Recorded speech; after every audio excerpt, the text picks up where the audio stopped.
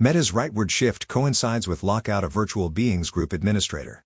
In early 2025, Meta, Facebook's parent company, underwent a pronounced political realignment as its leadership in security, policy, and governance was filled with Republican-aligned figures.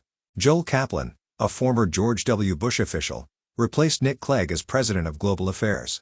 UFC CEO and Trump supporter Dana White joined Meta's board, alongside Dina Powell McCormick, a former Trump national security advisor. Venture capitalist Mark Andreessen, now openly supportive of Donald Trump, emerged as a close ally of CEO Mark Zuckerberg. These changes were accompanied by a rollback of left-leaning moderation policies, the elimination of fact-checking, and the relocation of Meta's policy operations to Texas, moves that collectively reflected a strategic shift toward a conservative-aligned model of platform governance.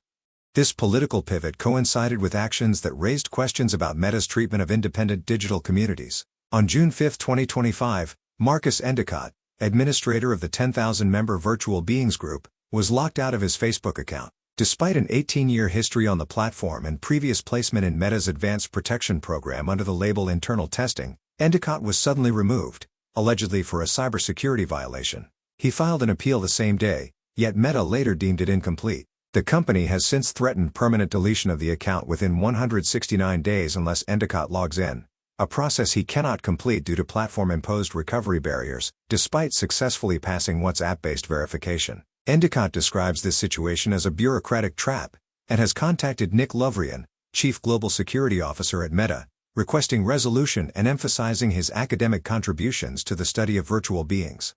Endicott's lockout highlights a deeper structural conflict within Meta's role as both platform host and commercial stakeholder in the digital identity space. His Virtual Beings Group promotes open, academically grounded exploration of synthetic characters and avatars, an area Meta is actively working to control through its proprietary metaverse initiatives. The use of opaque cybersecurity claims, compounded by unexplained enrollment in a restrictive protection program, suggests Meta may be leveraging its internal governance tools not for impartial security enforcement, but to suppress alternative communities that challenge its strategic interests. This episode underscores concerns about selective enforcement and raises broader questions about transparency, due process, and corporate influence over public discourse. These dynamics echo patterns found within Meta's broader network of ideological and commercial alliances.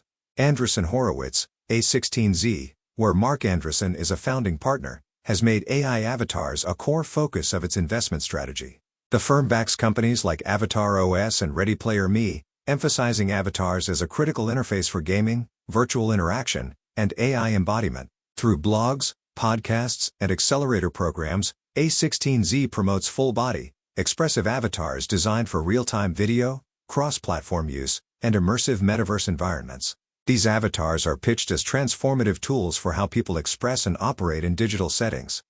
Yet the ecosystem funded and promoted by A16Z, particularly through its affiliated platform Eliza OS, is not simply experimental or speculative, it is actively producing measurable harm.